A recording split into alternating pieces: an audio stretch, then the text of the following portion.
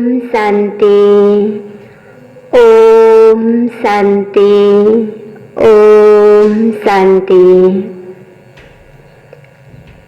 2-10-2020 को साकार मुरली 6 मुरली को मुख्य सार में मीठे बच्चे यह पुरुषोत्तम संगम युग कल्याणकारी युग है।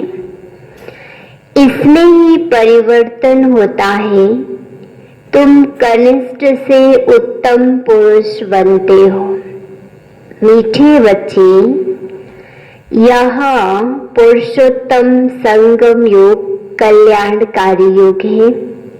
इसमें ही परिवर्तन होता है। तुम कनिष्ठ से उत्तम पुरुष बनते हो। आज बाबले सारमा बन्नु गयो। अहिलेको समय संगम युग, पुरुषोत्तम संगम युग हो। रे पुरुषोत्तम संगम युग सबैभन्दा कल्याणकारी समय छ। किन भनेपछि यो समयमा नै, वर्तमान समयमा नै हरेक मनुष्य आत्मा परिवर्तन हुने समय हो। कनिष्ठबाट पतितबाट पावन बन्ने, उत्तम बन्नेको समय भनेको अहिलेको समय नै हो। त्यो अर्थमा अहिलेको समय कल्याणकारी समय छ, कल्याणकारी युग छ। प्रश्नमा छ, इस ज्ञान मार्ग में कौन सी बात सोचने व बोलने से कभी भी उन्नति नहीं हो सकती? इस ज्ञान मार्ग में कौन सी बात सोचने व बोलने से कभी भी उन्नति नहीं हो सकती? उत्तर में, ड्रामा में होगा तो पुरुषार्थ कर लेंगे, ड्रामा कराएगा तो कर लेंगे। यह सोचने व बोलने वालों की उन्नति कभी नहीं हो सकती। यह कहना ही रॉन्ग है। तुम जानते हो, अभी जो हम पुरुषार्थ कर रहे हैं यह भी ड्रामा में नूर है। पुरुषार्थ करना ही है। ड्रामा में होगा तो पुरुषार्थ कर लेंगे, ड्रामा कराएगा तो कर लेंगे। यह सोचने व बोलने वालों की उन्नति कभी नहीं हो सकती। यह कहना ही रॉन्ग है। तुम जानती हो, अभी जो हम पुरुषार्थ कर रहे हैं यह भी ड्रामा में नूर है। पुरुषार्थ करना ही है। आज बाबाले प्रश्नमा सोध्नु भएको थियो कि यो ज्ञान मार्गमा कुन चाहिँ कुरा सोच्ने वाला बच्चाको उन्नति हुँदैन। त बाबाले उत्तरमा भन्नुभयो, जुन बच्चाले ड्रामामा छ भने पुरुषार्थ भइहाल्छ, या ड्रामामा छ भनेपछि भाग्यमा भएपछि हुन्छ, ड्रामामा भएपछि हुन्छ। यस्तो प्रकारको विचार जुन आत्माको मनमा आउँछ, बाबा भन्नुहुन्छ त्यो आत्माको उन्नति कहिले पनि हुँदैन। भइसकेपछि जुन कुरा भयो त्यसको बारेमा चिन्तन गरेर दुखी हुने होइन। बितेको कुरालाई हामीले ड्रामा सम्झेर बिन्दी लगाउने। बाँकी पुरुषार्थको समयमा कुनै पनि कार्य गर्नको लागि ड्रामा सम्झिने होइन। भइसकेको ड्रामा आउने वाला त हाम्रो मेहनत हो। जस्तो मेहनत गर्छौं, जति पुरुषार्थ गर्छौं त्यति नै हामीलाई जीवनमा प्राप्ति पनि हुन्छ। त्यही अनुसार नै हाम्रो अगाडिको भाग्य या हामीलाई प्राप्ति हुने भनेको वर्तमान समयमा गरेको पुरुषार्थ मेहनतले नै हो। त्यसकारण बाबाले भन्नुहुन्छ कि हामीले पुरुषार्थ गर्ने बेला, उन्नति गर्ने बेला, दौडी लगाउने बेलामा ड्रामा सम्झिने होइन। दौडी लगाउँदा लगाउँदै हामी फर्स्ट जानै सकेनौं, सेकेन्डमा नै भयौं, म फर्स्ट भइन भनेर चिन्ता मान्ने होइन। चलो सेकेन्ड भए पनि ठिकै छ, त्यसैमा नै खुसी हुने, यही नै रहेछ ड्रामामा भनेर सम्झिने। दौडी नलाउँदै दौडी लाउने स्टार्ट गर्दै ड्रामामा भए फर्स्ट हुन्छ गरे भन्छौं भनेपछि त्यहाँ चाहिँ कमजोरको संकल्प या त्यहाँ चाहिँ हामीमा उन्नति हुँदैन। अगाडि दौड्न पर्छ भनेर मनमा एउटा उमङ्ग उत्साह आउँदैन। त्यो हुनाले बाबाले भन्नुहुन्छ हामीले ड्रामा सम्झेर कहिले पनि बस्ने होइन, फर्स्ट पुरुषार्थ हो, तब नै हाम्रो उन्नति हुन्छ। गीतमा छ यह कहानी ही दिवे और तूफान की। गीतमा छ यह कहानी ही दिवे और तूफान की। ओम शांति। यह है कलयुगी मनुष्यों की गीत, परंतु इनका अर्थ वह नहीं जानते। यह तुम जानते हो, तुम हो अभी पुरुषोत्तम संगम युगी। संगम युग के साथ पुरुषोत्तम भी लिखना चाहिए। बच्चों को ज्ञान की पॉइंट्स याद न होने के कारण फिर ऐसे अक्षर लिखने भूल जाते। संगम युग को साथ साथ आज बाबाले भन्नुभयो पुरुषोत्तम पनि जोडा भनेर। किन त संगम युगमा, वर्तमान संगम युगमा हामी उत्तम बन्ने वाला, पुरुषोत्तम बन्ने वाला, आत्मा सतो प्रधान बन्ने वाला को समय भनेको अहिलेको संगम युगमा नै हो। संगम त हरेक समयमा हुन्छ। सतयुग त्रेताको बीचमा, त्रेता द्वापरको बीचमा, द्वापरदेखि फेरि कलियुगको बीचमा, हरेक बीचमा संगम युग हुन्छ।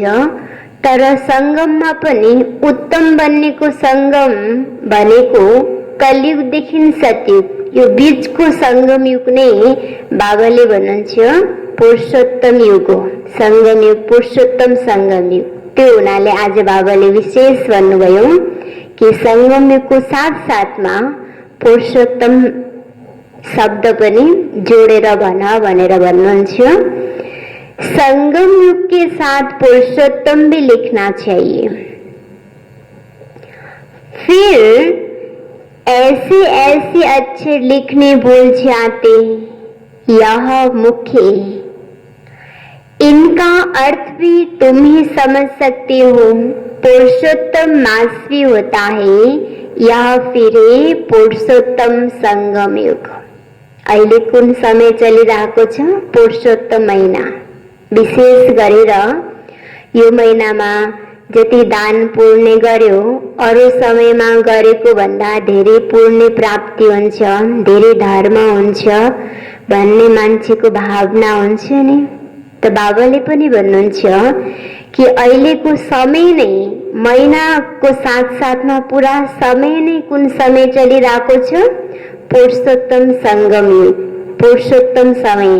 त यो समयमा हामीले जति राम्रो कर्महरू गर्छौं, जति श्रेष्ठ कर्महरू गर्छौं, त अहिले गरेको श्रेष्ठ कर्मको रिटर्न हामीलाई जन्म जन्म हुन्छ।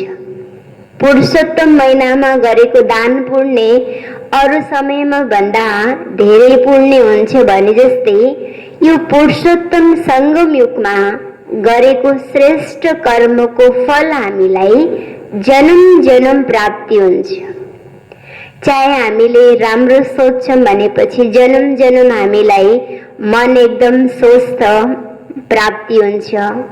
या शरीरको द्वारा कुनै हामीले राम्रो कर्म गर्छौं भनेपछि एक जन्म नभएर जन्म जन्म हामीलाई शरीर पनि स्वस्थ प्राप्ति हुन्छ। त्यस्तै प्रकारले धन पनि हामीले कुनै राम्रो कार्यमा लगाउँछौँ भनेपछि एक दुई जन्म मात्रै नभएर पुरा जन्म 21 जन्मसम्म हामीलाई धनको कमी हुँदैन। त यसरी बाबाले भन्नुहुन्छ कि हामीले यो पुरुषोत्तम सङ्गम युगमा जस्तो कर्म गर्छौँ त्यसको रिटर्न हामीलाई जन्म प्राप्ति हुन्छ। त्यसमा पनि हामीले ज्ञान दान गर्छौँ र सुनिसकेको ज्ञानलाई जीवनमा धारण गर्छौँ भनेपछि हामीलाई जन्म तन मन धन सम्बन्ध कुनै पनि कुराको कमी हुँदैन। यो कुरा बाबाले आज विशेष हामीलाई स्मरण गराउनु भयो। तो यह संगम का भी एक त्योहार है। यह त्योहार सबसे ऊंचे। तुम जानते हो अभी हम पुरुषोत्तम बन रहे हैं। उत्तम ते उत्तम पुरुष आत्मा रूपी पुरुष कनिष्ठबाट उत्तम बन्नेको समय भनेको वर्तमान समय नै हो। ओस्ते ओज साहूकार से साहूकार नंबर 1 कहेंगे लक्ष्मी नारायण को। शास्त्रों में दिखाते हैं बड़ी प्रलय हुई, फिर नंबर 1 श्री कृष्ण पीपल के पत्ते पर सागर में आया। अभी तुम क्या कहेंगे? नंबर 1 है यह श्री कृष्ण जिसको ही श्याम सुंदर कहते। दिखाते हैं अंगूठा चूसता हुआ आया। बच्चा तो घर में रहता है, तो पहले ज्ञान सागर से निकला हुआ उत्तम ते उत्तम पुरुष श्री कृष्ण है। ज्ञान सागर से स्वर्ग की स्थापना होती है। उनमें नंबर 1 पुरुषोत्तम यह श्री कृष्ण है। ज्ञान सागर शिव बाबा। तो त्यो ज्ञान सागर बाबाले जब नयाँ संसारको स्थापन गराउनु भयो तो त्यो नयाँ संसारमा सबैभन्दा फर्स्ट आउने वाला कृष्ण हुनुहुन्छ। त्यो हुनाले यह ज्ञान का सागर पानी का नहीं, प्रलय होती नहीं। कई बच्चे नए आते हैं तो बाप को फिर पुरानी पॉइंट्स रिपीट करनी पड़ती है। तो कृष्ण कुनै पानीको सागरबाट उत्पन्न हुने होइन, स्वयं ज्ञान सागर परमात्माले कृष्ण बन्ने वाला वर्तमान समय कर्म सिकाउँदै हुनुहुन्छ। ईश्वरीय ज्ञान ईश्वरीय शिक्षा को द्वारा। तो सतयुग त्रेता द्वापर कलयुग यह 4 युग तो है। 5वां फिर है पुरुषोत्तम संगम युग। इस युग में मनुष्य चेंज होते, परिवर्तन होने, पतित बाट पावन बनने को युग बने को कलयुग र सतयुग बीचको समय, बीचको युग हो। संगम युगमा नै परिवर्तन हुने, आत्मा कनिष्ठबाट उत्तम बन्नेको समय भनेको अहिलेको समय नै हो। कनिष्ठ जी सर्वोत्तम बनते हैं। जैसे शिव बाबा को भी पुरुषोत्तम व सर्वोत्तम कहते ना, वह है ही परमात्मा। परमात्मा फिर पुरुषों में उत्तम है यह लक्ष्मी नारायण। इन्हों को ऐसा किसने बनाया यह तुम बच्चे ही जानते हो। स्वयं बनाने वाला कौन हुनुहुन्छ? परमात्मा, परम पवित्र परमात्माले। तो तुम बच्चे जानते हो बच्चों को भी समझ में आया है। इस समय हम पुरुषार्थ करते हैं ऐसा बनने के लिए। पुरुषार्थ कोई बड़ा नहीं है, मोस्ट सिंपल है। सिखलाने वाले भी अबलाएं कुब्जाए हैं। जो कुछ भी पढ़ी लिखी नहीं है, उन्हों के लिए कितना सहज समझाया जाता है। देखो, अहमदाबाद में एक साधु था, कहता था हम कुछ खाते पीते नहीं। अच्छा, कोई सारी आयु खाता पीता नहीं, फिर क्या? प्राप्ति तो कुछ नहीं है ना। झाड़ को भी खाना तो मिलता है ना। खाद पानी आदि नेचुरल उनको मिलता है, जिससे झाड़ वृद्धि को पाता है। उसने भी कोई रिद्धि सिद्धि पाई होगी। ऐसे बहुत हैं जो आग से पानी से चले जाते हैं। इनसे फायदा क्या? तुम्हारा तो इस सहज राजयोग से जन्म जन्मांतर का फायदा है। रिद्धि सिद्धि को द्वारा संतरो महात्मारो पानी को माथी हेरने या आगो में बसेर तपस्या करने या तपस्या को द्वारा आगो उत्पन्न करने, माना अनेक यस्तो हुन सक्छ। तर हामीलाई जीवनमा फाइदा केबाट हुन्छ त? एकैछिन हामीले तपस्याको द्वारा या रिद्धि सिद्धिको द्वारा हामीले अग्नि देखायौं या पानीमाथि हिँड्यौं, बस।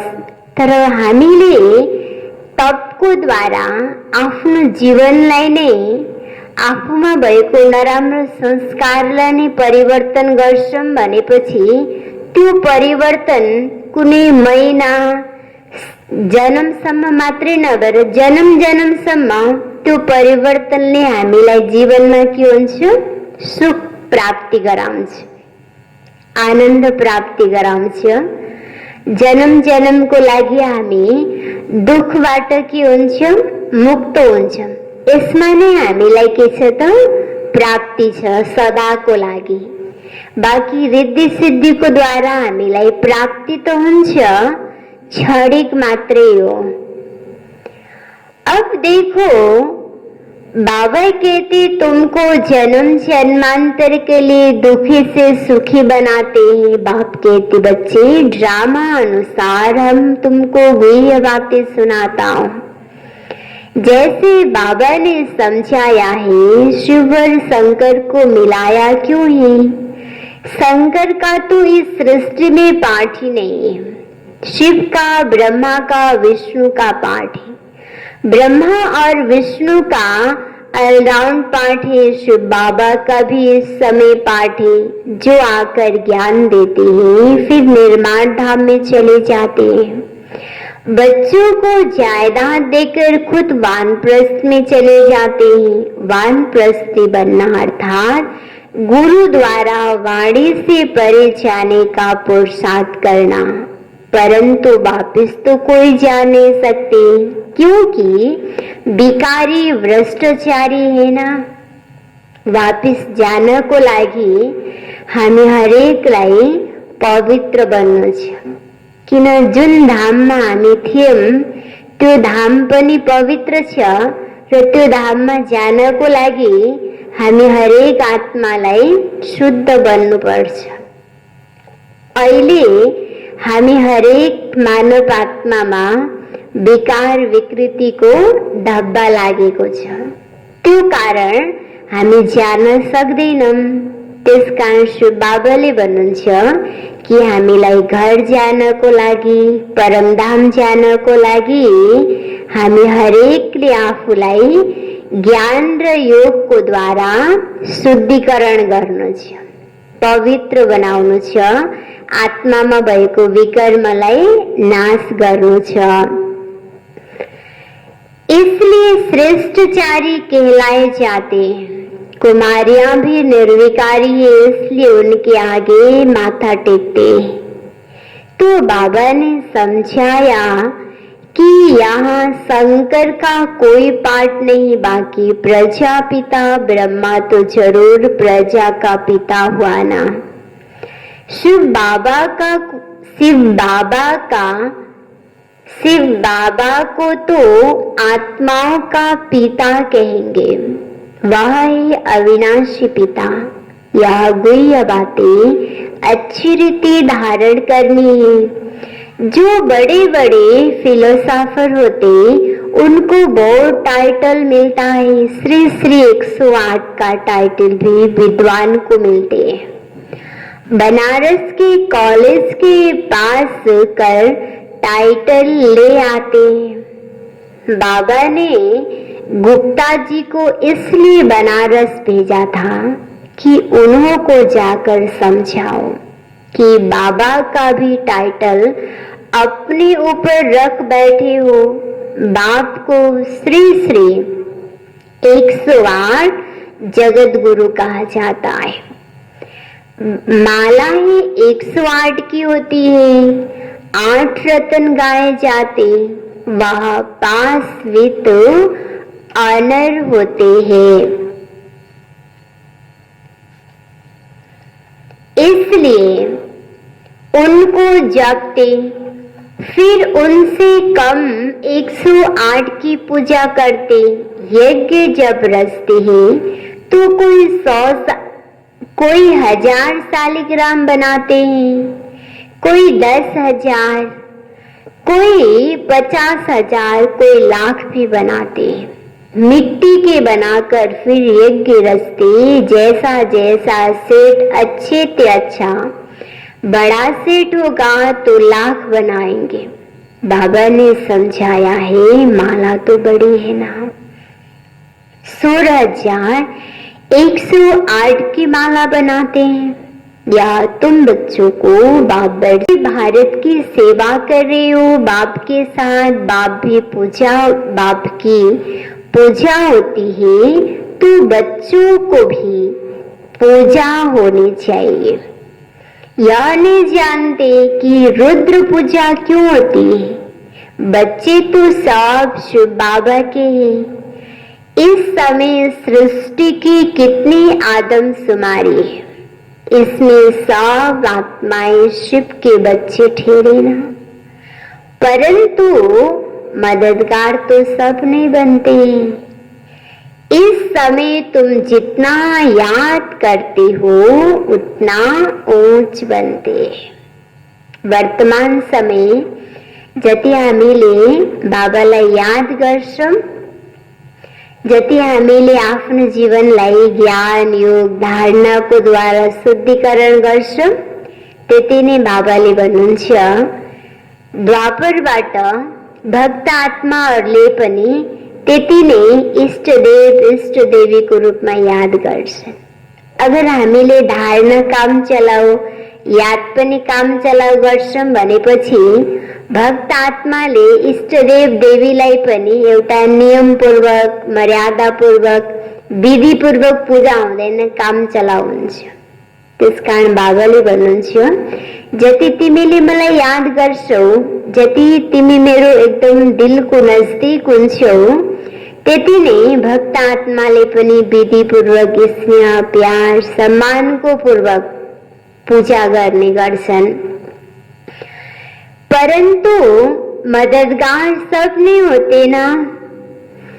इस समय तुम जितना याद करते हो उतना उच्च बनते हो, पूजन लायक बनते हो। ऐसे और कोई की ताकत नहीं जो यह सब बात समझाए, इसलिए कह देते ईश्वर का अंत कोई नहीं जानते।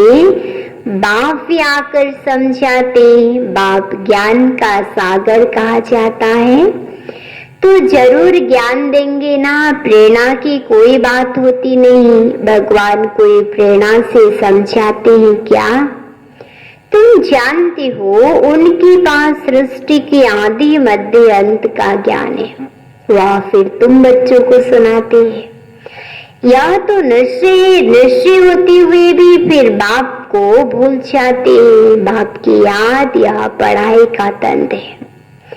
याद की यात्रा से कर्मातीत अवस्था को पाने में मेहनत लगती है। इसमें ही माया के विघ्न आते हैं, पढ़ाई में विघ्न नहीं आते। पढ़ना तो सजिलो छे ने, त्यसमा विघ्न पनि आउँदैन, बहुत आनंद आउँछ। तर बाबाले भन्नुहुन्छ परिस्थिति कहाँ हुन्छ? यादमा। किन? याद जति गर्छौं यादद्वारा हामीलाई बल प्राप्ति हुन्छ। यादको द्वारा विकर्म विनाश हुन्छ। यादको द्वारा नै आत्मा पावन बन्ने हो, शुद्धिकरण हुने हो। त्यो हुनाले जति प्राप्ति त्यति मेहनत हुन्छ नि। जहाँ प्राप्ति पनि हुँदैन त्यहाँ मेहनत पनि हुँदैन। त्यसकारण बाबाले भन्नुहुन्छ योगको द्वारा बहुत प्राप्ति छ। त्यो हुनाले मायाले विघ्न पनि कहाँ ल्याउँछ? जब हामी योग गर्न बस्यौं त्यहाँ फेरि विघ्न आउँछ। मन बुद्धि कता कता भड्किन्छ। युद्ध भनेको यादमा नै हुन्छ, पढाइमा युद्ध हुँदैन। अब शंकर के लिए कहते शंकर आँख खोलते तो विनाश होता है, यह कहना भी ठीक नहीं है। बाबा कहते न मैं विनाश कराता हूँ न वह कराते, यह रंग है। देवताएं थोड़ी पाप कराएंगे। अब देवताएं थोड़ी पाप करेंगे। अब शुभ बाबा बैठ यह बातें समझाते हैं। आत्मा का यह शरीर है रथ। हर एक आत्मा की अपने रथ पर सवारी है। बाप कहते मैं इनका लोन लेता हूँ, इसलिए मेरा दिव्य अलौकिक जन्म कहा जाता है। हर एक आत्मा को आफ्नो आफ्नो शरीर छ, तर परमात्माको आफ्नो शरीर छैन। त्यो हुनाले पिता परमात्माले ब्रह्मा तनको आधार लिनुहुन्छ, परकाया प्रवेश गर्नुहुन्छ। त्यसकारण बाबाले भन्नुहुन्छ कि मेरो जन्म दिव्य अलौकिक जन्म हुन्छ बाबाको, शिव बाबाको। अभी तुम्हारी बुद्धि में 84 का चक्र है, जानते हो। अभी घर जाते हैं फिर स्वर्ग में आएंगे। बाबा बहुत सेज करके समझाते, इसमें हार्ट फेल नहीं होना। कहते बाबा हम पढ़े लिखे नहीं हैं, मुख से कुछ निकलता नहीं, परंतु ऐसा तो होता नहीं। मुख तो जरूर चलता है, खाना खाते हो मुख चलता है ना। बाड़ी ना निकले यह तो हो नहीं सकता। बाबा ने बहुत सिंपल समझाया है। कोई मौन में रहते हैं तो भी ऊपर में इशारा देते हैं कि उनको याद करो। दुख हरता सुख करता वह एक ही दाता है। भक्ति मार्ग में भी दाता है तो इस समय भी दाता है। फिर वानप्रस्थ में तो है ही शांति।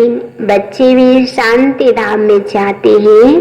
पाठ नुदा हुआ है, जो एक में आता है वह जो एक में आता है। अभी हमारा पाठ है विश्व को नया बनाना है। उनका नाम बड़ा अच्छा है, हेविनली गॉड फादर। बाप रचेता है स्वर्ग का। बाप नर्क थोड़ी रचेंगे। पुरानी दुनिया कोई रचती है क्या? मकान हमेशा नया बनाया जाता है। पुरानोलाई निर्माण गर्न पर्ने आवश्यकता पनि छैन। समय अनुसार त्यो पुरानो स्वतः हुन्छ। त्यस्तै बाबाले पनि भन्नुहुन्छ यो दुनिया नर्क आफै बन्छ समय अनुसार। बाँकी स्वर्ग बनाउनको लागि फेरि परमात्मालाई आउनु नै पर्छ, मेहनत गर्नु नै पर्छ। तो नया बनाया जाता है। शिव बाबा नई दुनिया रचते ब्रह्मा द्वारा इनको पाठ मिला हुआ है। यहाँ पुरानी दुनिया में जो भी मनुष्य सब एक दो को दुखी देते रहते हैं। पुरानी दुनिया में काड़ा को जंगल में तुम जानते हो हम हैं शिव बाबा की संतान। फिर शरीरधारी प्रजापिता ब्रह्मा के बच्चे हो गए, एडॉप्टेड। हमको ज्ञान सुनाने वाला है शिव बाबा रचेता।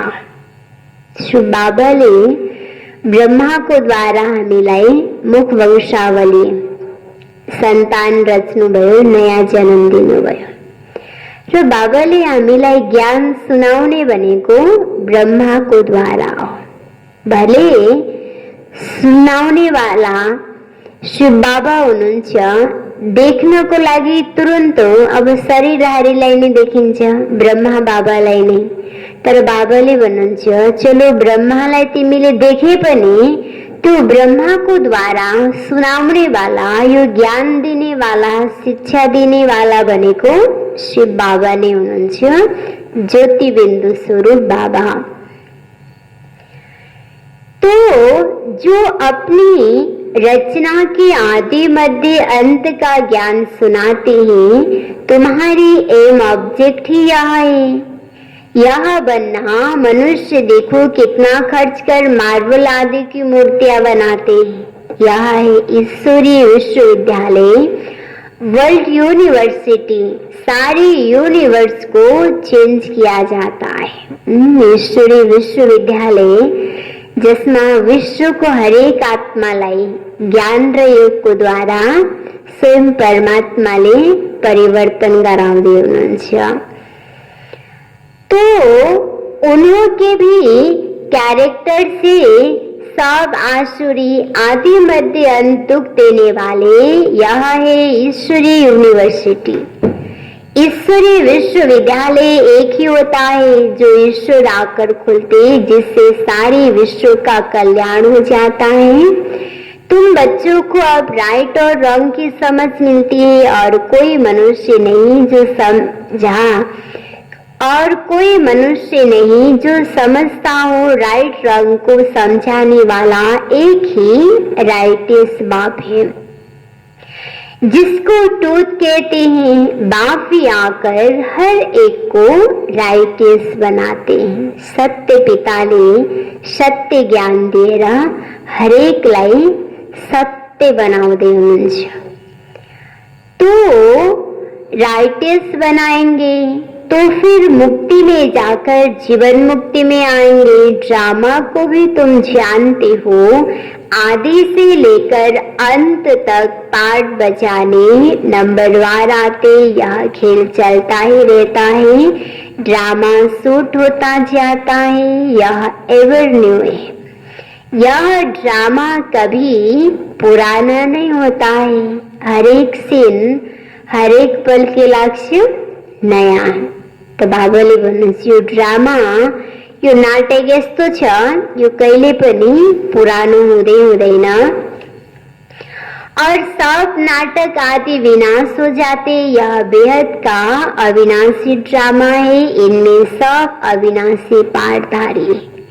अविनाशी खेल व मंडपा देखो कितना बड़ा है। बाप आकर पुरानी दुनिया को फिर नया बनाते हैं, वह सब तुमको साक्षात्कार होगा। जितना नजदीक आएंगे फिर तुमको खुशी होगी, साक्षात्कार करेंगे, कहेंगे अब पाठ पूरा हुआ, ड्रामा को फिर रिपीट करना है। फिर नए से पाठ बजाएंगे जो कल्प पहले बजाया है, इसमें जरा भी फर्क नहीं हो सकता है। इसलिए जितना हो सके तुम बच्चों को ओज पद पाना चाहिए, पुरुषार्थ करना है, मूसरा नहीं। ड्रामा को जो कराना होगा वह कराएगा, यह कहना भी रंग है। हमको पुरुषार्थ करना ही है। अच्छा, मीठी मीठी सिकिलधे बच्चों प्रति माता पिता बाप दादा का याद प्यार और गुड मॉर्निंग। रूहानी बाप की रूहानी बच्चों को नमस्ते, रूहानी बच्चों की रूहानी बाप को याद प्यार गुड मॉर्निंग, नमस्ते नमस्ते।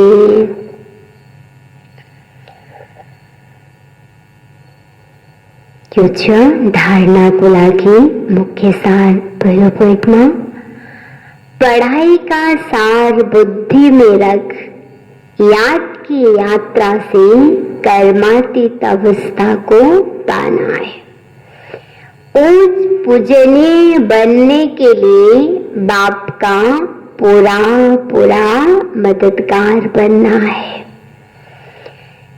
सत्य बाप द्वारा राइट रंग की जो समझ मिली है, उससे राइटिस बन जीवन बंधन से छूटना है, मुक्ति और जीवन मुक्ति का वर्षा लेना है। पढ़ाई का सार बुद्धि में रख याद की यात्रा से कर्मातीत अवस्था को पाना है। पूजनीय बनने के लिए बाप का पूरा पूरा मददगार बनना है। सत्य बाप द्वारा राइट रॉन्ग की जो समझ मिली है, उससे राइटिस बन जीवन बंधन से छूटना है, मुक्ति और जीवन मुक्ति का वर्षा लेना है। वरदान में संगम युग सर्व प्राप्तियों को स्मृति में रख चढ़ती कला का अनुभव करने वाले श्रेष्ठ प्रारब्ध भव।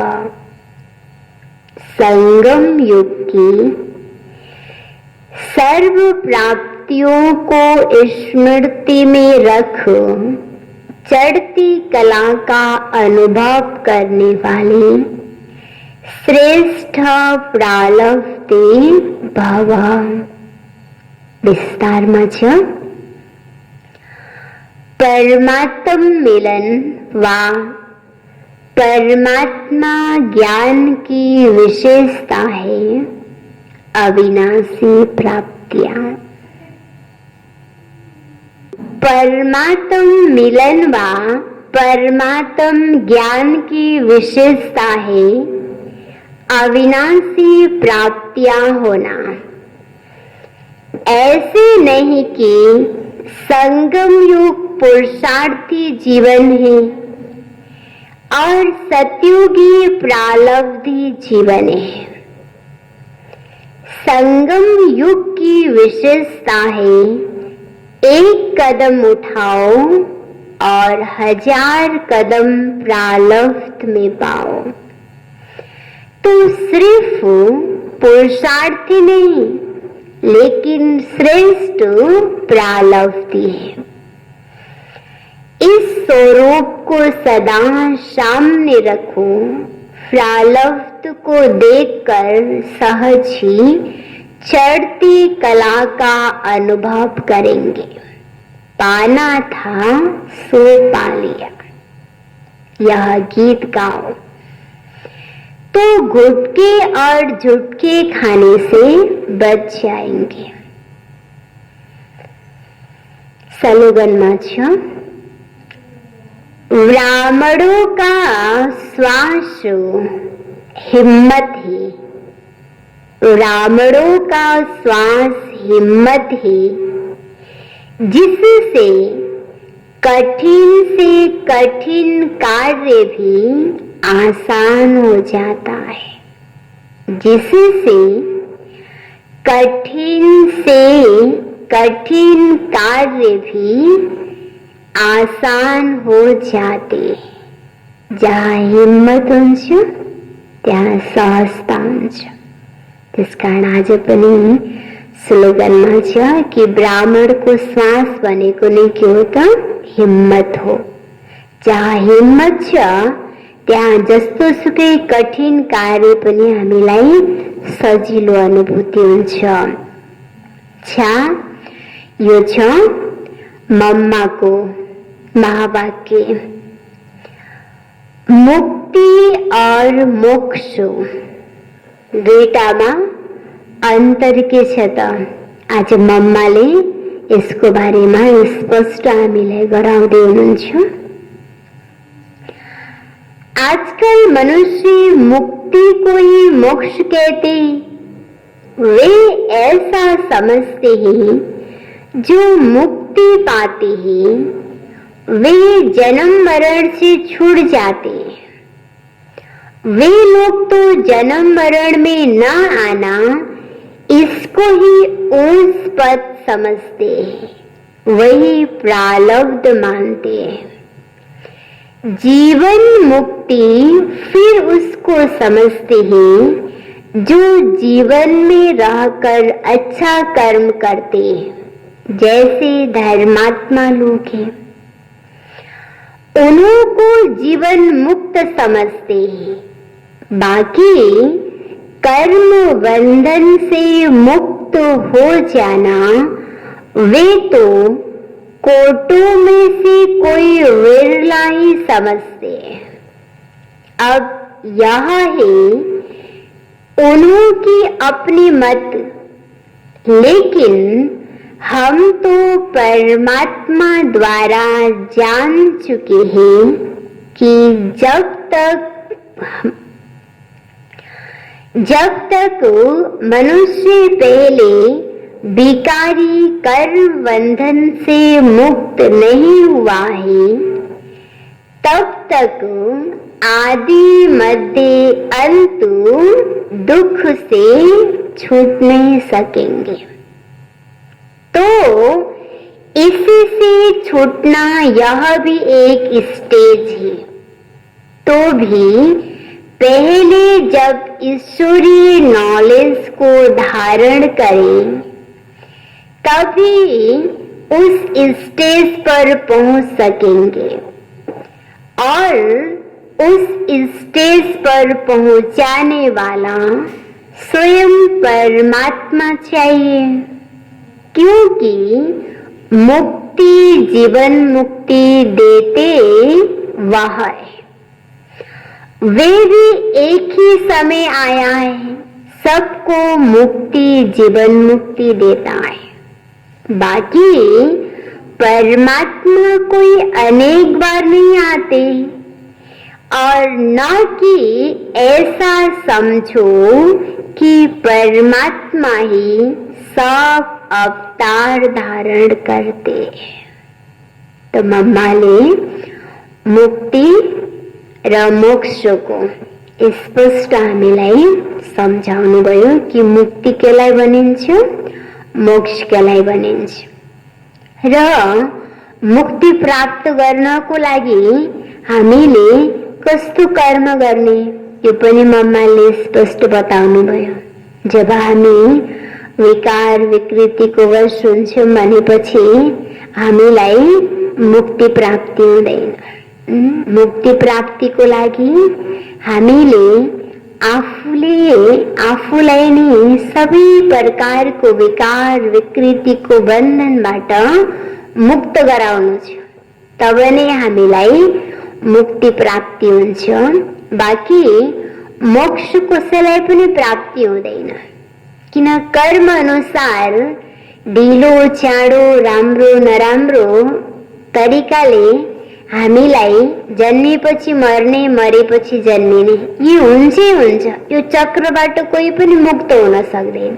बाकी हामीले राम्रो कर्म गरेपछि राम्रो तरिकाले जन्मने, नराम्रो गरेपछि फेरि त्यही किसिमकोले हुने, यो चाहिँ हामीले आफ्नो कर्म अनुसार हुन्छ। त्यसरी मम्माले मुक्ति र मोक्षको बारेमा हामीलाई स्पष्ट बताउनु भयो छ। आज मुरलीको सारमा थियो, मीठे बच्चे, यह पुरुषोत्तम संगम कल्याणकारी योग है, इसमें ही परिवर्तन होता है। तुम कनिष्ठ से उत्तम पुरुष बनते हो। प्रश्नोत्तर में इस ज्ञान मार्ग में कौन सी बात सोचने व बोलने से कभी भी उन्नति नहीं हो सकती? उत्तर में ड्रामा में होगा तो पुरुषार्थ कर लेंगे, ड्रामा कराएगा तो कर लेंगे। बोलने वालों की उन्नति कभी नहीं हो सकती, यह कहना ही रॉन्ग है। तुम जानते हो अभी जो हम पुरुषार्थ कर रहे हैं यह भी ड्रामा में नो दे पुरुषार्थ करना है। ओम शांति।